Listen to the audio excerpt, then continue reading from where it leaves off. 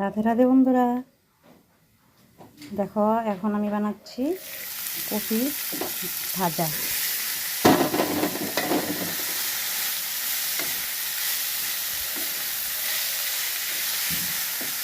জিরা ফোড়ন, আমার মতো এরকম কপি ঘন্ট কে কে রান্না করতে ভালো করো। যত রাগ আছে কপি ঘন্টের উপরে আমি করে দিই।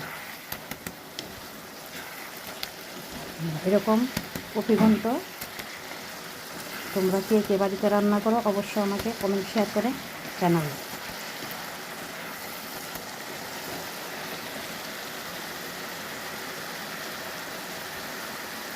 আমি তো এইভাবে কপি ঘন্ট রান্না করি।